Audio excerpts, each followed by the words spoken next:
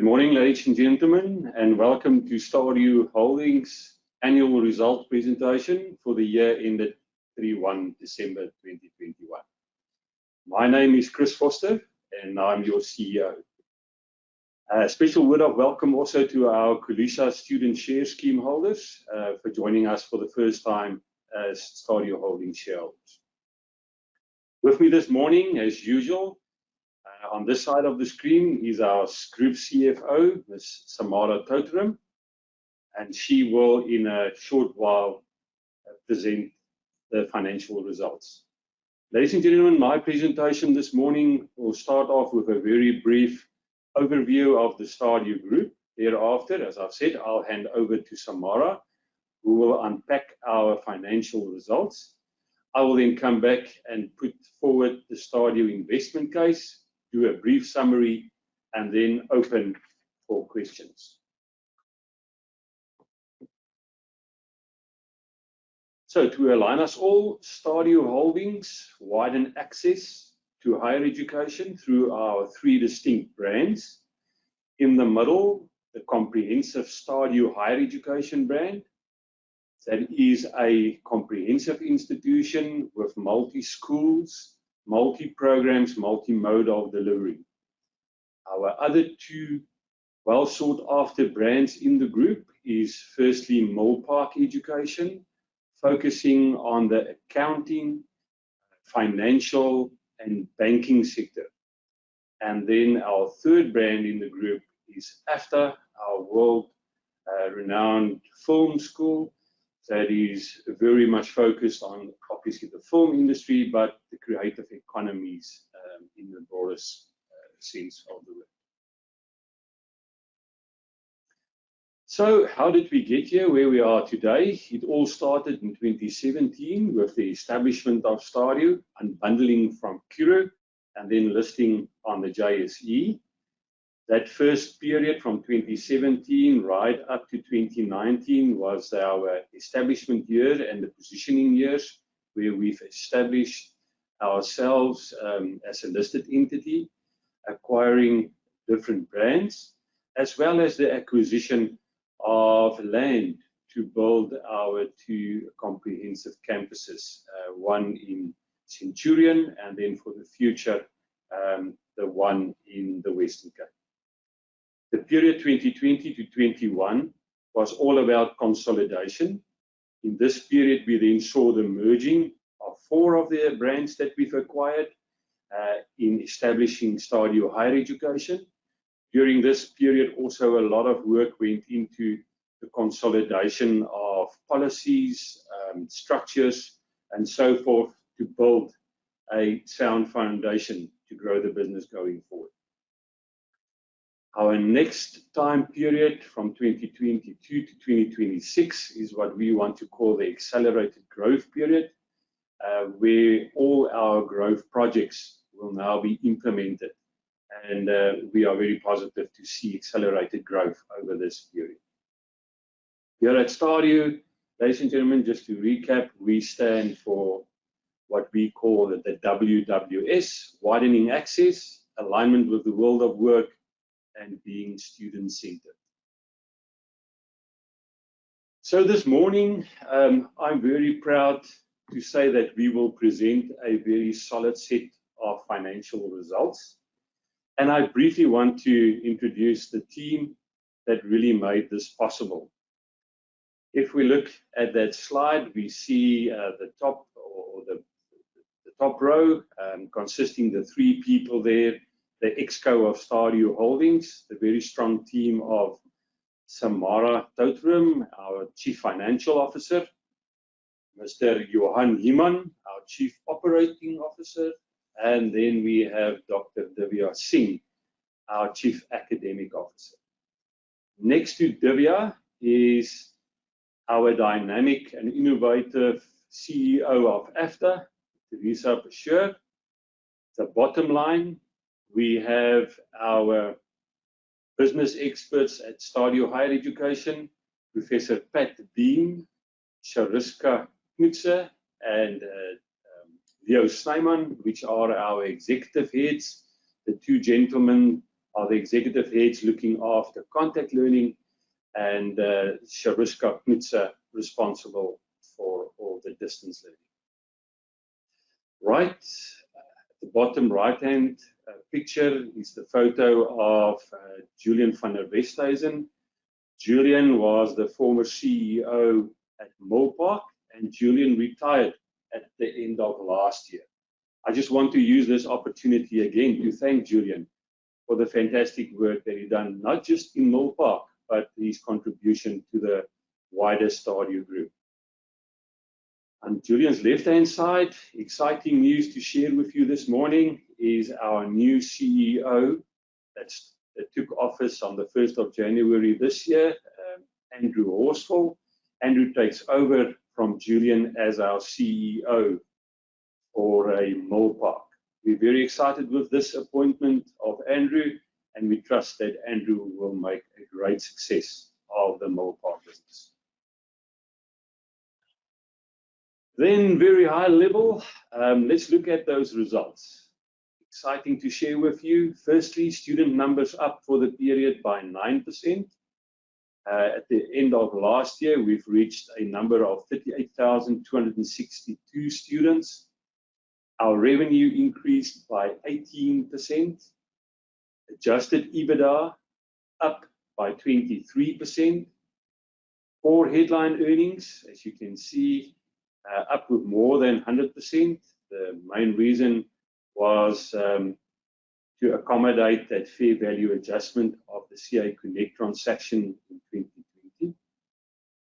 But then, very exciting, core headline earnings up by 27% for the period, now standing at 149 million. And their core headline earnings per share also up by 24%. Then, ladies and gentlemen, as a very young institution or company, it is very exciting for us this morning also to announce our first maiden dividend. STADIO will declare a dividend of 4.7 cents per share.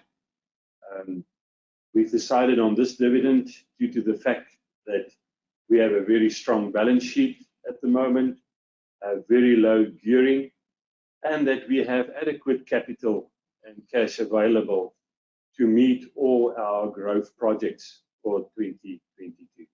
So very exciting for us as a young institution, then also to announce our first dividend. So at this point, I will now hand over to Samara, our Chief Financial Officer, that will unpack these numbers for you in more detail. Samara, over to you. Thank you, Chris. Good morning to everybody, and thanks for taking the time out to come and listen to our presentation today. So I usually start with the summary slide, and it basically summarizes all the key aspects which would have had an impact on the financial results for the period. So Chris probably also mentioned we opened the STADIO Centurion campus at the beginning of this year. And during the course of last year, we completed the phase 1 of the construction. It cost us 235 million, including the semi-complete structure that we acquired. We also commenced with the construction of phase 2 in the latter part of last year, which will be completed by April of this year. We acquired the land in Durbanville for the STADIO Durbanville campus. That cost us 71 million. 52 million was for the transfer of the land and 19 million for development contributions.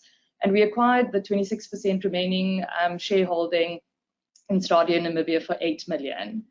A couple of new transactions that we didn't report on earlier the year. We decided to dispose of the STADIO Montana property for 52 million. This resulted in impairment of 10 million. I'll take you through the detail a little bit later in the presentation. And the STADIO Montana students were transferred to the STADIO Centurion site. We're also in the process of transitioning the Molpark business to a purely distance learning offering. As a result, all the contact learning students will be transferred to distance learning in 2022.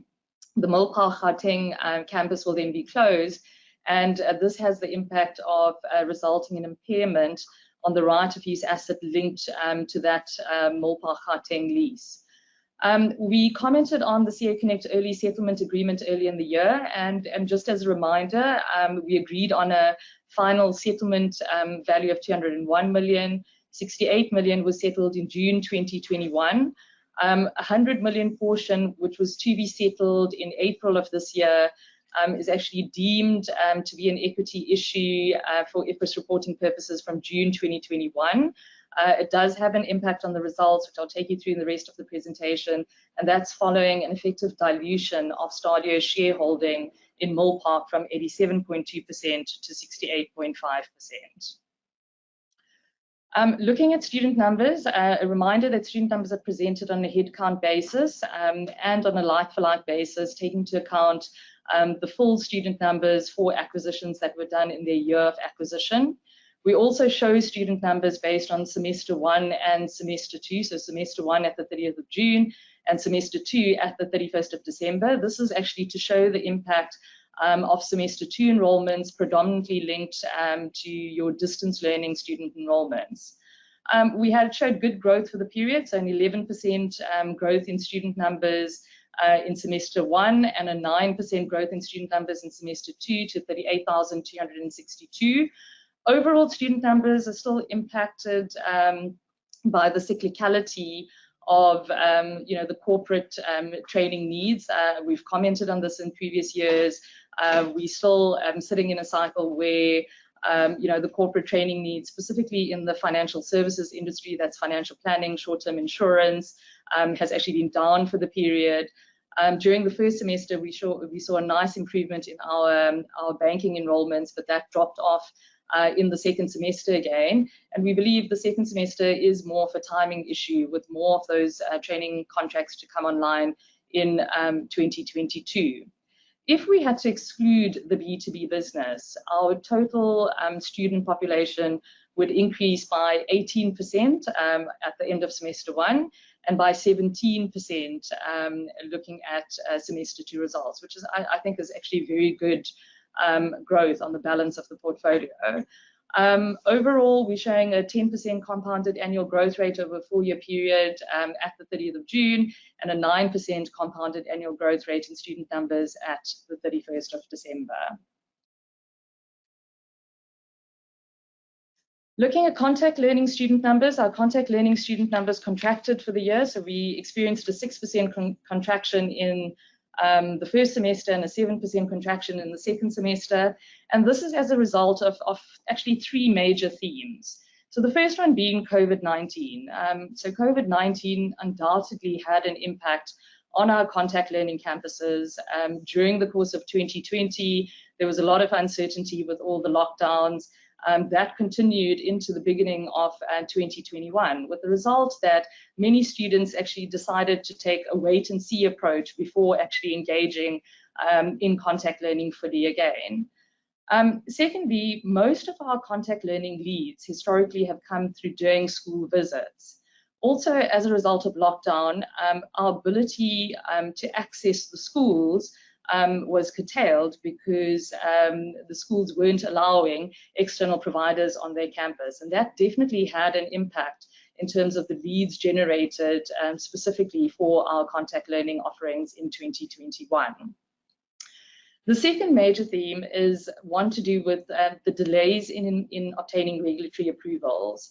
And specifically CHE site audits that we anticipated receiving in the first or early in 2021.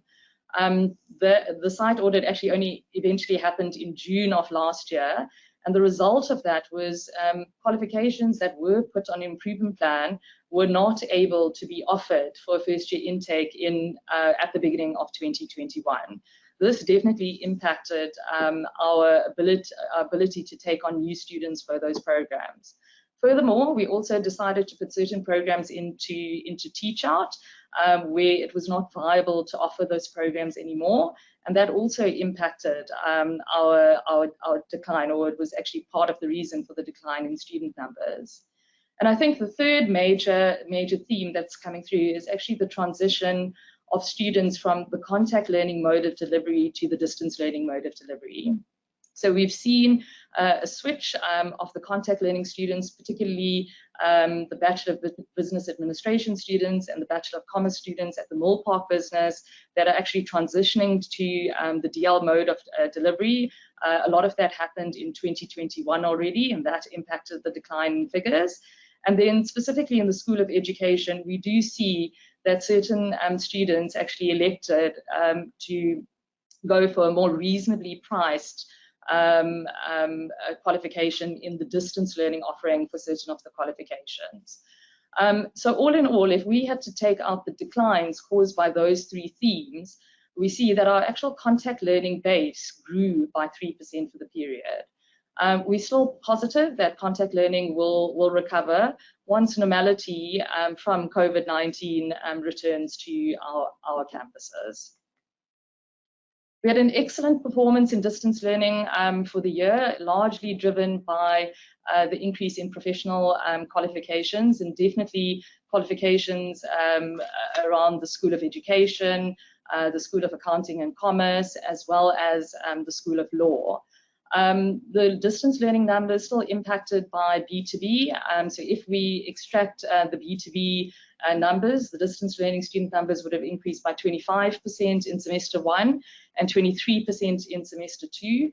And overall, we're showing an 11% compounded annual growth rate in semester 1 figures over a 4-year period, and a 9% compounded annual growth rate in second semester figures over a 4-year period.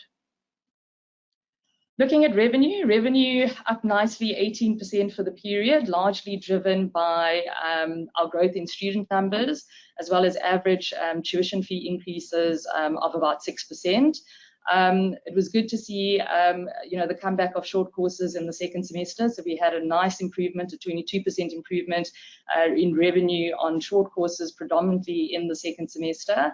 And we also had a nice increase in other income, driven by an increase in academic income for the period, as well as certain insurance refunds that we actually received during the course of the year. Our EBITDA movement, we increased EBITDA by more than 100%, from 46 million to 309 million. That's largely as a result of prior period adjustments that happened, the most notable being the fair value adjustment with respect to the CA Connect transaction that took place in the 2020 financial year. Also in the 2020 year were prior year COVID savings. We had quite a bit of material savings that we've reported on, and that included certain once-off savings, for example, the TERS benefit.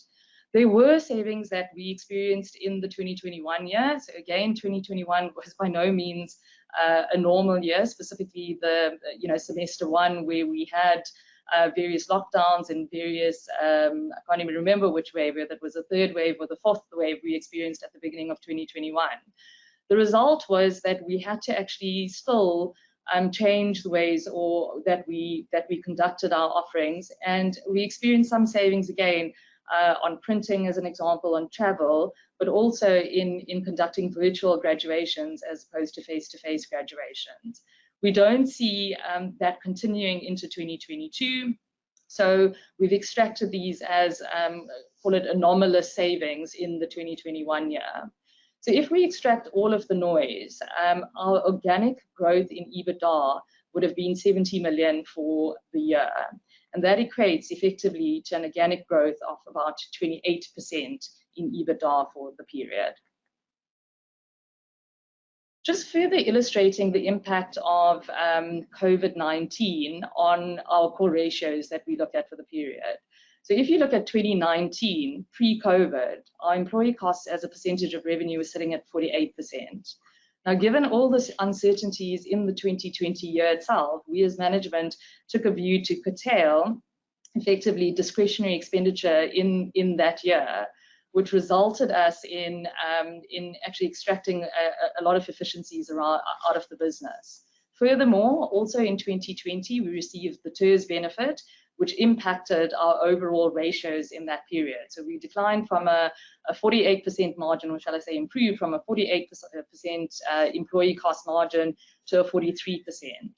In 2021, we see these figures returning to a little bit of normality, But again, we caution to say that 2021 wasn't a fully normal operational year for the business either. We expect 2022 to actually be more of a normal academic year for the business, and we'll see those margins tick up slightly.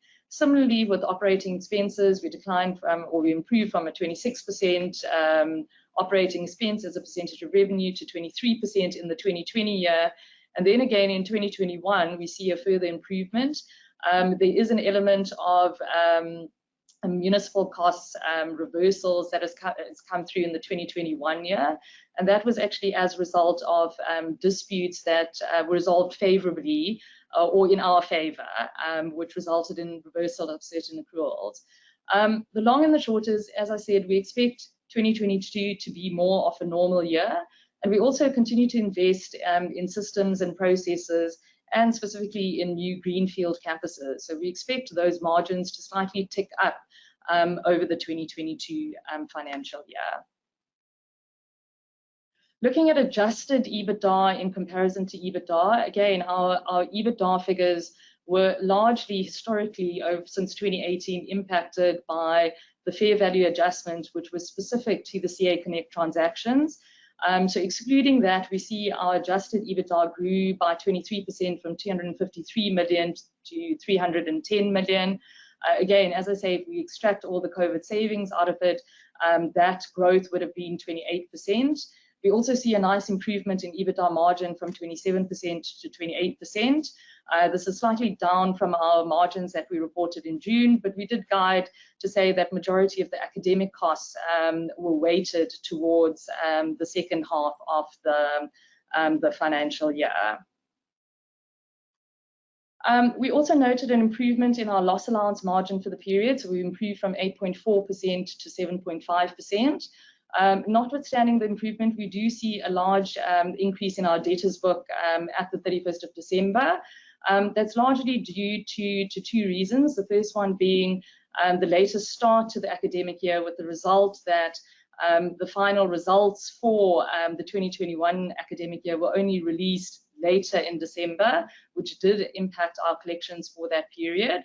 What we also saw is moving out from the 2020 year, which was a COVID year, into 2021, we allowed certain students with a certain maximum specified balance to roll over into the 2021 academic year and introduce payment plans for a number of those students. That had the impact that there was effectively about 30 million rands of receivables that came across from the 2020 year.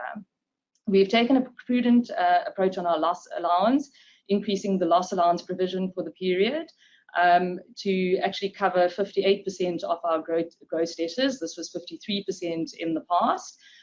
But encouraging to note is that post the 31st of December, we've had very good what we term subsequent receipts on our debtors book. We collected a further 62 million to the end of February. We continue collecting as we speak. And as an illustration, if we look at the 2020 revenue and the 2020 academic year, through 2020 and 2021, we've effectively collected about 95% of that revenue. So effectively, you're sitting on about a 5% loss ratio on our debtors book. Again, just to touch on the CA Connect early settlement agreement, just a reminder for those who haven't looked at our previous presentations. So we concluded this early settlement agreement in June 2021. The final settlement amount was 201 million, which was settled in 2 tranches. 68 million was settled immediately in June, 48 million in cash, and 20 million through the issue of 6.7 million STADIO shares. The final settlement amount is due in April and will be settled 33 million in cash and 100 million through the issue of Mill Park shares. And post the transaction, the CA Connect shareholders will own 18.7% of Mill Park. In terms of the total transaction, we've effectively settled about 258 million to the CA Connect shareholders, 159 million in shares, 99 million in cash, and about 59 million of the portion settled in shares was actually settled through STADIO Holdings shares. Again, an important aspect to note here, which has actually impacted our results for 2021, is the 100 million Mill Park issue, which will only actually be concluded in April of this year, is deemed to be an equity settlement for IFRS reporting purposes. And this has had an impact in terms of our effective shareholding in Mill Park, where we diluted from a 87.2% to 68.5% shareholder. And this impacted our earnings per share, headline earnings per share, and core headline earnings per share for the period. In terms of impairments and derecognition of assets, so during the year, we had actually made a strategic decision to look to consolidate our contact learning offerings with a view to optimize the delivery of our offerings. The result was deciding to dispose of the Stadio Montana property. We disposed of that for a price of 52 million. Our book value of the property sat at 62 million. So we've actually taken a 10 million rand impairment on that. And as I mentioned earlier, the students that existed on the Stadio Montana campus were then transferred to the Stadio Centurion campus. Furthermore, with the Mill Park transition to become purely a digitally enhanced distance learning offering, we're closing the Mill Park Gauteng campus, and that will result in a 17 million impairment of the right of use asset. Also, on an annual basis, we review programs to actually consider which programs are no longer viable, they no longer generate sufficient revenues, and effectively either we discontinue offering those programs or we put them in teach out. And that resulted in a derecognition of curriculum intangibles of 2.8 million. So in total, we've actually taken about 30 million of impairments on our balance sheet for the year. Looking at profit and loss for the period, so the prior year we improved from a loss of 138 million in the prior year to 137 million profit in the current year. The prior year impacted again by the fair value adjustment. It was the major adjustment, but as well as in impairment of intangibles, we took about a 51 million impairment of intangibles in the 2020 year. The 2021 profit after tax is also impacted by the 30 million of impairments, or the after-tax impact of that is 22 million of impairments for the period. If we had to normalize for these adjustments, our profit after tax for the period would have grown from 120 million in the prior year to 160 million in the current year. So that effectively is a 33% growth in profit after tax for the period. Also impacted by a relatively lower depreciation for the period versus the prior year. And also by the tax allowance that we now receive as a result of the construction of the Stadio Centurion property. So we are quite encouraged by the 33% growth in profit after tax for the period. Looking at earnings per share and headline earnings per share, so again, prior year we reported a loss per share of 14.5 cents a share. Also impacted by the fair value adjustment and impairment of intangibles. We've seen good growth in earnings per share for the current year, driven by organic growth in the business. But the earnings per share in the current year is also impacted by additional shares in issue following predominantly the CA Connect settlement that was done in June. That's the 20 million rand that was settled with 6.7 million Stadio shares. And then the impact of the dilution in shareholding in Mill Park had about a 0.5 cents a share impact on our earnings per share. Similarly, for headline earnings per share, prior year loss per share of 8.5 cents impacted by the fair value adjustments, and our 2021 17 cents a share impacted largely by 0.8 cents a share as a result of the Mill Park dilution. So core headline earnings, again, just a reminder, this has been a measure that we've used consistently since listing in 2017. And effectively, core headline earnings is headline earnings adjusted for once-off or non-cash items that may distort the results from year to year. So it gives us a better reflection of the underlying see-through performance of the business. So encouraging to note a 27% growth in core headline earnings for the period from 117 million to 149 million. The 149 million has been impacted by the Millpark dilution, as I mentioned earlier. And then similarly on core headline earnings per share, an increase of 23%, again, slightly dilutive because of the shares issued to the CA Connect shareholders, but overall a nice 23% increase. And I think very encouraging is the 29% compounded growth in core headline earnings and 27% compounded growth in core headline earnings per share over the last 3 years. Just a bit more clarity in terms of the movement of core headline earnings. I spoke about the prior year savings and the current year COVID-19 savings. And we see that the CA Connect settlement and Millpark dilution had an impact of about 6 million rand on our core headline earnings for the period. And if we had to extract out all these adjustments, effectively we have shown an organic growth in core headline earnings of 48 million. And that's effectively a 41% growth on the prior year. So again, very encouraging for the business as a whole. Items impacting the balance sheet or the statement of financial position for the year. So we invested 181 million in capital expenditure for the period. We've taken 30 million of impairments. We invested the 26% in SBS Namibia and a smaller business called Intelligent Africa, which focuses on the delivery of short courses. That was for a total acquisition value of 10 million. We settled 68 million of the consideration payable to the CA Connect shareholders. Again, the deemed equity settlement of the 100 million Millpark shares to be issued affects our non-controlling interests. You see that tick up to about 99 million. We continue to have very low borrowings on our balance sheet, so 15 million of external debt at year end.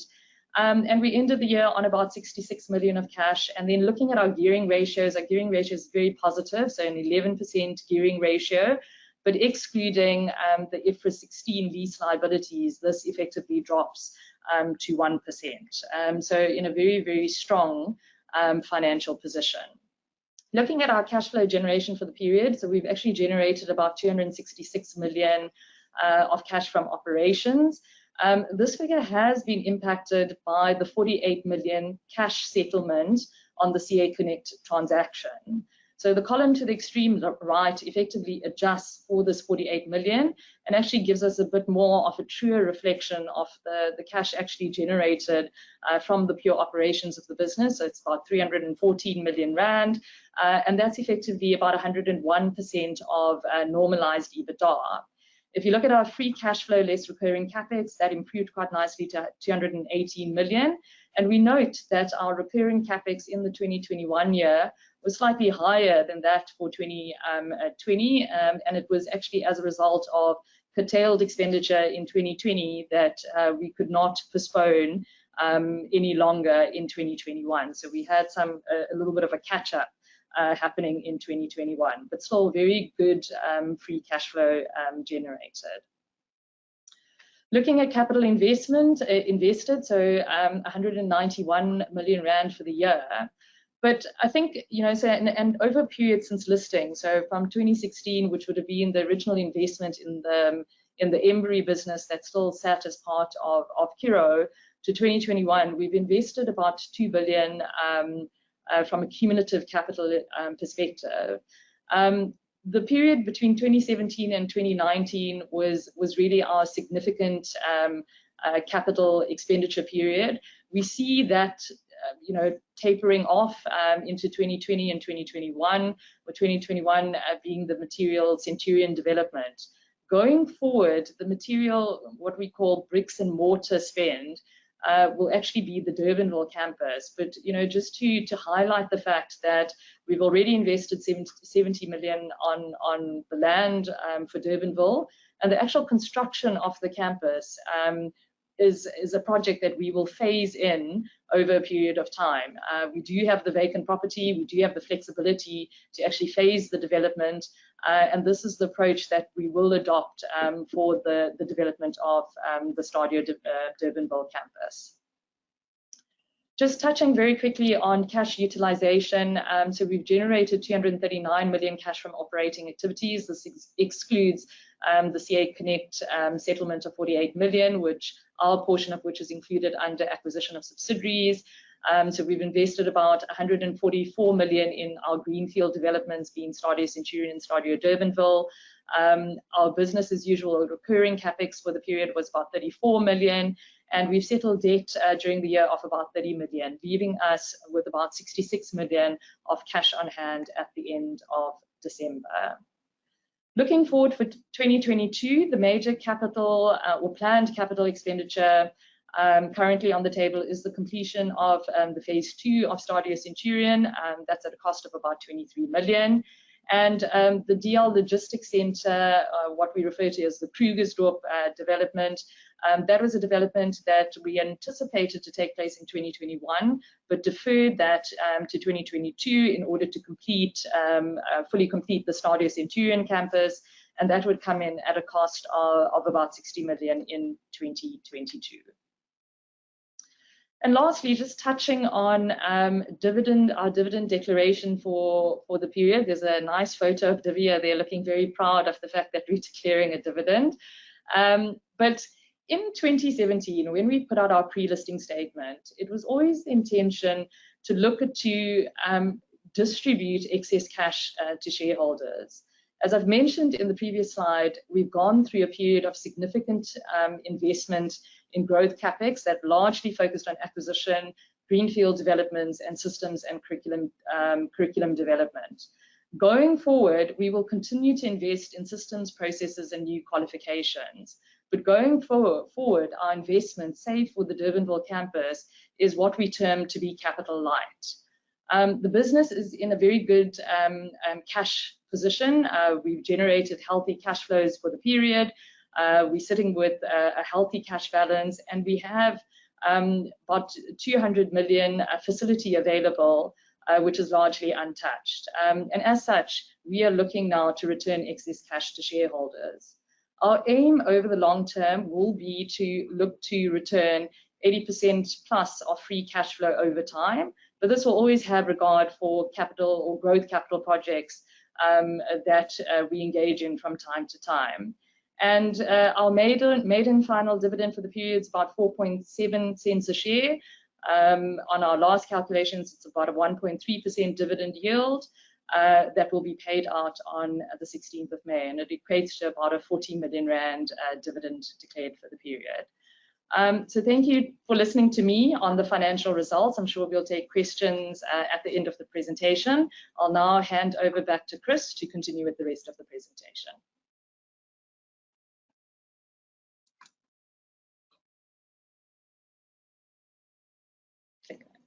Thank you, Samara. Thank you for that. Then also, I think it's appropriate, just a big thank you to all our staff who really had to go the extra mile to make these financial results possible. So a big thank you to all staff. Moving on then to our investment case, ladies and gentlemen, if we look at the market, we see that higher education has grown 41% over the past 10 years. The growth predominantly coming from the private higher education institutions, growing by 191%, and our public institutions with 28%. In our National Development Plan, the target for 2030 is to reach more than 1.6 million higher education students. And to really get to that number, private higher education will have to play an increasingly role. This next slide, on the top, we can see the graph indicating the number of matriculants that qualify for higher education every year. And at the bottom, it indicates how many of these learners can actually be accommodated by the public universities. So if we look at 2019, we see that 409,000 students actually qualified for higher education admission, although universities could only accommodate 49% of these youngsters, leaving a very attractive market for the private higher education institutions. What does it mean for us as STADIO Higher Education? already STADIO is one of the top 10 largest higher education providers in South Africa, with the numbers that you've seen end of December 2021 at 38,000 students in South Africa and across Africa. We have a far-reaching footprint with campuses across our country, as well as 2 campuses in Namibia. And we've seen over the last few years our international students also starting to show nice growth. From a program perspective, we offer a vast range of offerings with schools ranging from business and commerce that we see at STADIO Higher Education and Millpark. We have the School of Education, the School of Film, Media, Design and Fashion, schools of Information Technology, Policing, Law, and then the Business School. Soon to come, we will also be opening in the STADIO Higher Education brand. We will introduce the new School of Humanities, and a lot of work is already being done in establishing our School of Engineering. But what is exciting, ladies and gentlemen, is if we look at the growth over the last or the first 6 years of existence, we see very nice growth. But I want to focus on the period between 2018 and 2021. And during that period, the majority or all the main acquisitions were made by 2018. And if we then look at indicators such as EBITDA, headline earnings, core headline earnings per share, as well as core headline earnings per share, we see that the business in that 3-year period has basically doubled, which I think is very exciting for this young company. What makes it even more exciting for us as management, the growth that we've reached up to now is basically all organic growth from 2018 to where we are now. It's organic growth, and it comes from all the old qualifications that we've acquired when we acquire the different brands. So all these high in demand qualifications that we've applied for accreditation is still to come in to the business, which make it very attractive. Taking in consideration that we have nice growth plans in our other 2 brands as well, being AFTA and the CA Connect. With those new qualifications that come into the business, other growth project that we are working on is site extensions. That means taking qualifications that's been accredited for a specific site, get a site extension through the CHE, then we can take that product also to different sites and offering more programs at our different sites across the country. All of those growth projects still need to be implemented, and we will see this coming into play during this period of 2022 to 2026, which is very exciting for us. I also strongly believe that we are well priced, with price becoming more relevant for students making a decision on where to study. And then we've already invested quite extensively in our distance learning offering. And I'm proud to say that we have a well-established distance learning infrastructure with a very well sought after Canvas student learning platform that we've introduced. And with the improvements now on our Krugersdorp distribution center, I think the foundations are very solid to build, especially on our distance learning offering going forward. The last bullet there is the lifelong learning. A lot of work has been done for us to position ourselves as a lifelong learning partner for students that join STADIO. not just by offering a range of registered full qualifications, but with our Center for Lifelong Learning, as well as the acquisition of the Intelligent Africa, we now have a range of short learning programs to offer. This will assist our students after completing their formal degrees and postgraduate qualifications. They can always come back to the institution in upskilling themselves to meet the demands of their different careers. So, in a nutshell, ladies and gentlemen, I think we have laid a very strong foundation for which we can now really grow the business going forward.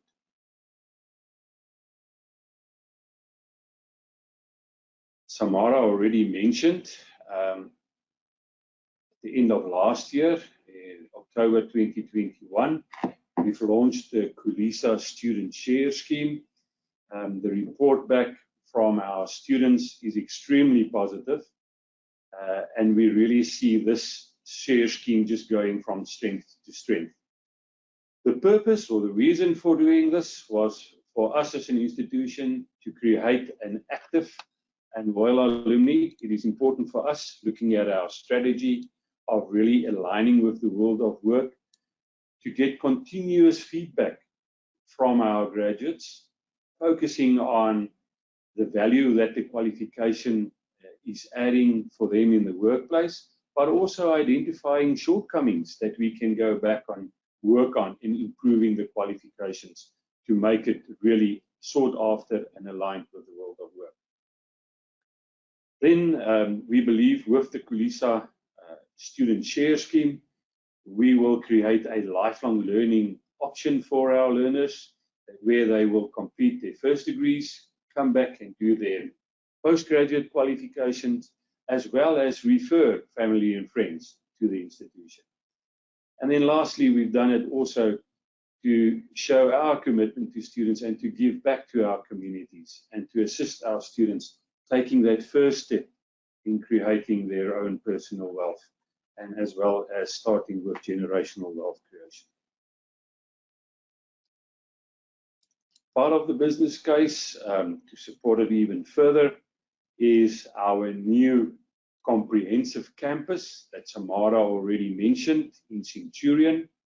That campus officially opened their doors the 1st of January this year for the 2022 academic intake. And again, the feedback from this state-of-the-art campus is extremely positive from staff and students, and I must say all stakeholders that visited this campus. Our plan in the future is also then to do our next presentation from the campus to give the shareholders and other stakeholders a feel for the campus and to come and have a look at what we've created there for our students. But again, ladies and gentlemen, just to reiterate, it is not our intention to build one of these comprehensive campuses in every major city across the country. The strategy is still very solid and 80-20, accommodating 80% of our students on the distance learning mode.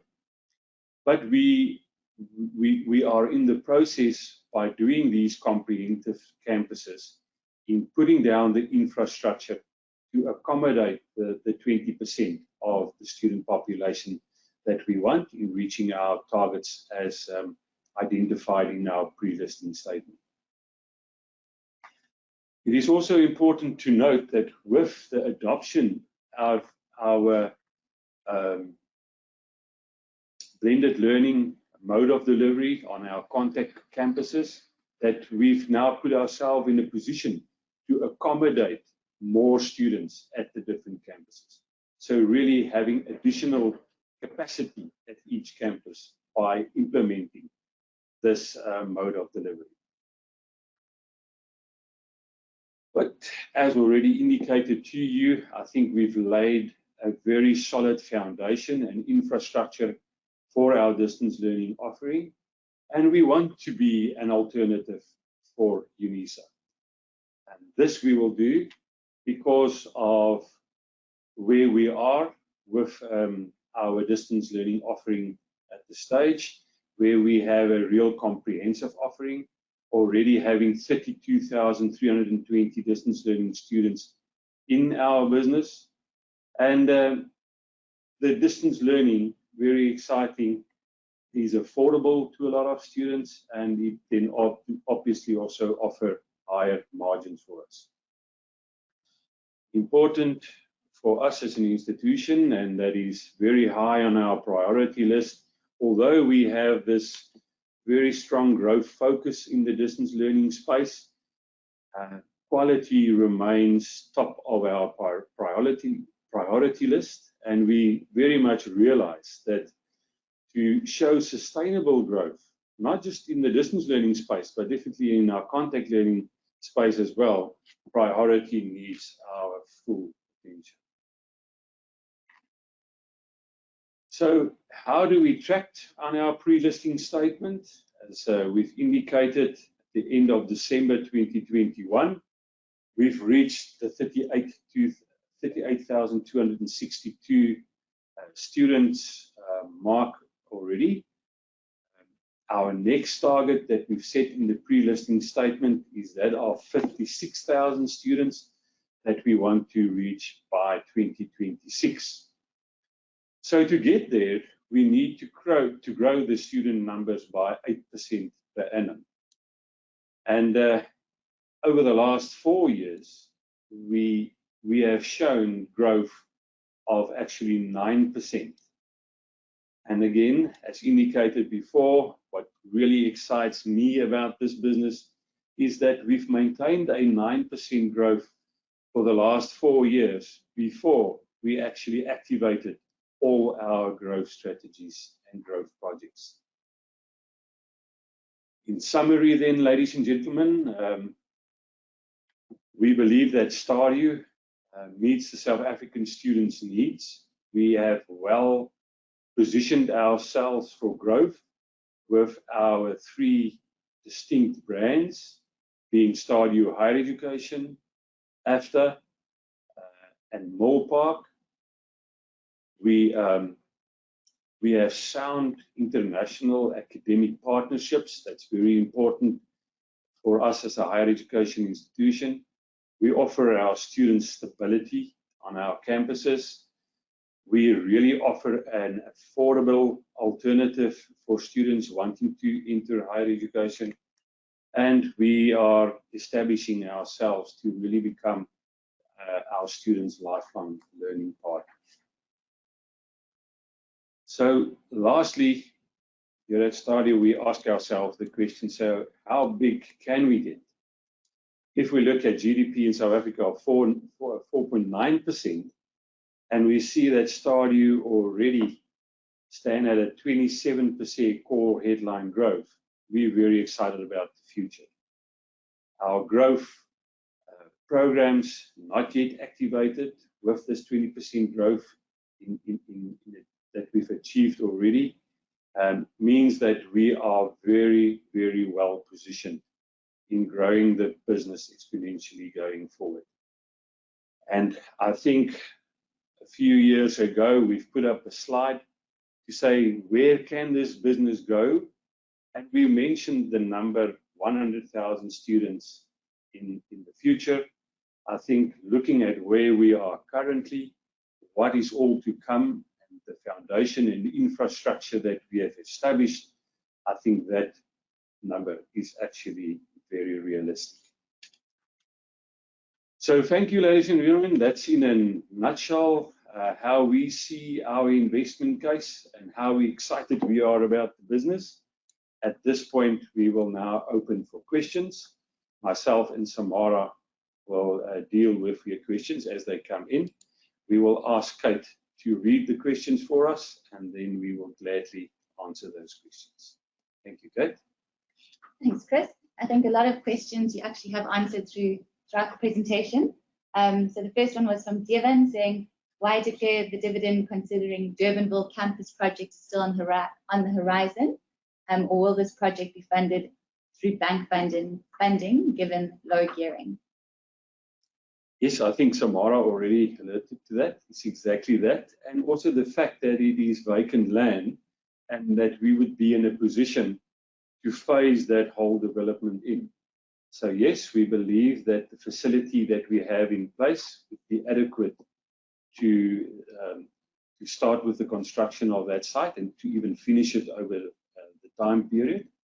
However, I want to say that no final decision has yet been taken on when we will commence with the Durbanville campus. We're actually in the process of really expanding our offering here in the Western Cape with quality, high-in-demand programs that we will be offering through our Bellville campus.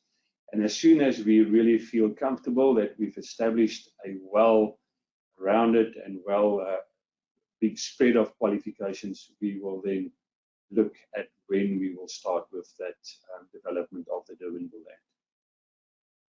The next question is from Nadeem. How is the uptake on students at the Centurion campus, and when will Stadio break ground on the Stadio Durbanville campus? The Durbanville campus we've dealt with. So Nadine, on Centurion, we are still open for registrations. So I'm not in a position to give the numbers of where we are at Centurion. We've opened for registrations. Registrations closes at the end of March. So we will have a better picture and clarity somewhere in the middle of April of where we stand with those numbers. The applications, I must say, is very positive. It's actually very positive, yes.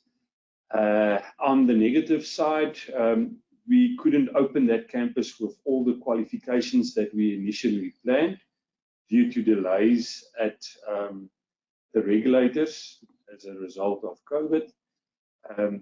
But I think going forward, very exciting to look at the developments at the Centurion campus. Another question from Devan. Stadio Higher Education acquired the business of Intelligent Africa during October 2021. What was the value of the acquisition, and why invest in a business given the cyclical nature of B2B? So that is a very interesting acquisition that we've made, something that we're very excited about. The Intelligent African acquisition brings a whole variety of short learning programs to Stadio. But to top that is it also gives us a database of a whole range of clients in the African context. So it gives us a footprint now to really enter the African market. And with this variety of short learning programs that we're bringing into Stadio, we can now also offer that to our current students and our alumni in upskilling themselves continuously. So Mara, if you could just give an indication of what that acquisition amount was. It was very immaterial. It was 1.6 million. Yeah, it was a very small, immaterial 1.6 million. Another question from Devan saying, there is a big demand in the world of work for employees with IT qualifications. What is Stadio's plan to roll out focused school or qualifications in the IT space, and what is the timing? So yes, we totally agree with that. A lot of energy, a lot of work is going in currently in the establishment of our School of IT with a whole range of new qualifications from data analytics, bachelor's degrees in information technology, information science. I'm very reluctant to give clear timeframes due to the experience of delays at the different regulatory points. But a lot of the qualifications already in the accreditation process. We've seen the accreditation of our BIS, a Bachelor's Information Systems, that came through in the beginning of 2022. So we foresee the rest of those qualifications coming through the accreditation between now and into early 2023. Sticking with qualifications, a question from Franca says, does this mean that commerce and accounting will only be offered on a distance learning basis and not via contact learning? No, most definitely not. Commerce will be offered at various campuses. As we get the accreditation of new commerce programs, we then apply for site extensions. So we will be in a position over time to offer commerce at all our campuses. Although that is not our intention, we will dedicate it to certain campuses. Also on the distance learning mode, we've applied for additional commerce campuses, but it won't just be offered distance learning, most definitely on contact learning campuses as well. Next question is from Zakiza saying, thank you for the presentation and congratulations on a great set of results. 3 questions. I think you've touched on the first one already. What were initial enrollments like at the Centurion campus, save for those transferred from Montana? What were fee increases across your 3 institutions like going into 2022? And any key areas where fee increases are a challenge? And then bad debts plus discounts as a margin of gross revenues has improved, but settled above pre-COVID levels. How defendable is this current level in this macro environment? And is there any scope for further improvement from here? So I think our fee increases were very minimal, but I'm going to ask Samara. Samara, if you can unpack that for us in more detail. Yeah, so on average, we've looked at anywhere between 4% and 6% fee increases. I think last year on average was, or the year before, 2021 year was an average about 6%. So yes, there are definitely pockets of qualifications where we cannot continue to increase it significantly higher than inflation. It risks us pricing ourselves completely out of the market. So we look at it actually on a qualification per qualification basis, and we're averaging between 4% and 6% across the board for 2022. I'll also take the question on the bad debts plus discounts. So we've actually taken a very prudent approach in terms of providing against our debtors books. As we mentioned, there's been a growth in the debtors book with certain of 2020 academic year debtors moving over into 2021. We believe there is improvement here, and I think the stat that I put on the table is that even though it is taking slightly longer to collect, there's definitely still a willingness of students to complete their studies, get their academic transcripts, and as such, to be able to do so, they need to pay the fees. So we believe in time there may be improvement, but we're very conscious of the fact that we in a very, very tight economy. The ability of people to pay is actually being hampered, but it is something we continuously monitor. Thanks, Mara. Another question looking at student numbers for 2022. So Simon says, how have your student numbers grown post 31st December? Again, Simon, we're in the registration process. So as I already indicated, the applications looks good. We're tracking ahead on previous years, but I don't have concrete numbers yet as the registration process is still ongoing. A question from Lorato. On expansion, do you also intend to look at the fields of medicine as part of the offering? So at this stage, we've investigated the possibility of medicine quite extensively, and I think the timing for us is not right due to various reasons and all the hurdles in trying to overcome. We first want to establish our other schools and also focus our intention on growth opportunities at our well-established, well-known brands of AFDA and Mill Park as well. So for now, medicine a bit on the back burner, and the other growth projects taking preference. A follow-on question from Lorato saying, what is your plan regarding the internationalization and partnering with universities abroad and being of organizations such as Heroes? So our academic team under the leadership of Dr. Divya Singh is hard at work with this. We are actually very excited with all the international partnerships that we've already finalized and implemented. So across the different schools at STADIO, as well as at the other 2 brands, we have sound partnerships in giving our students international exposure. as well as international academics teaching on our programs in South Africa. So I think well positioned at this point of time. Then a question from Sharad saying, what are the top 3 risks identified by the business?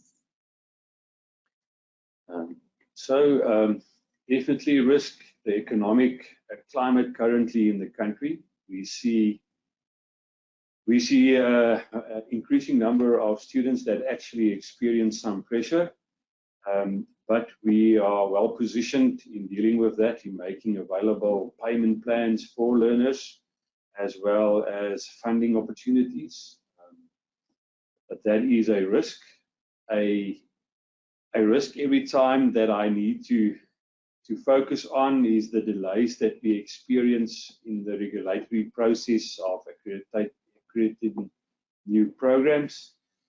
But at the same time, I must say, it seems like in 2022, we are catching up and the accreditations are coming through. And I don't see any other further questions. So. No, I think that's it, Chris. Is that it? So if there's no further questions, then thank you, everybody. Thank you for the opportunity.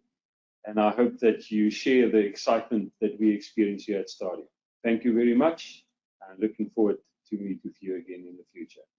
Thank you, everybody.